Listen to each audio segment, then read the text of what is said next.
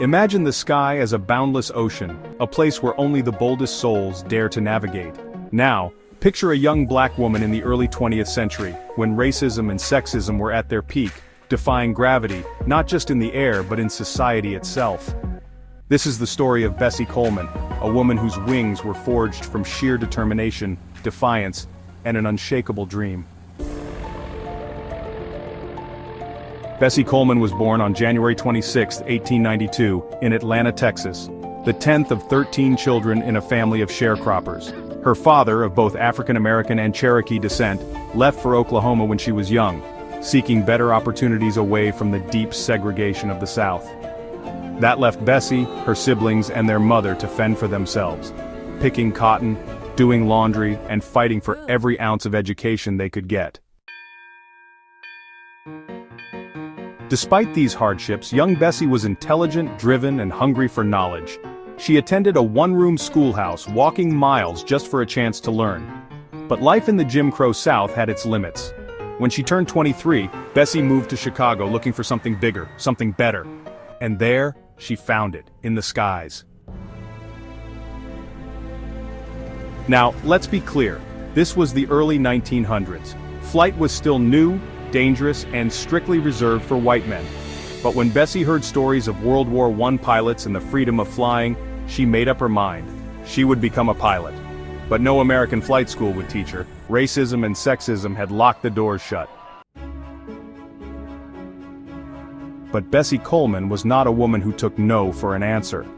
With the support of Robert Abbott, the founder of the Chicago Defender newspaper, she learned that France had no such restrictions. So she studied French at night, worked tirelessly as a manicurist during the day, and raised enough money to travel across the ocean.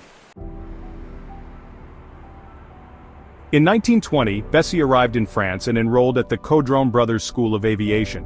She trained in a Nieuport 82 biplane, an aircraft known for its difficulty and danger. But Bessie excelled. On June 15, 1921, she did what no black woman had ever done before. She earned her international pilot's license from the Fédération Aéronautique Internationale. When she returned to the US, she was a sensation. But Bessie didn't just want to fly, she wanted to inspire.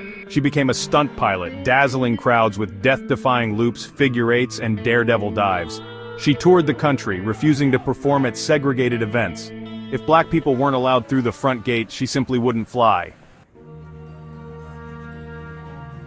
Bessie's ultimate dream was to open a flight school for black pilots, a place where others like her could take to the skies. But fate had different plans. On April 30, 1926, while preparing for an air show in Jacksonville, Florida, Bessie took a test flight with her mechanic.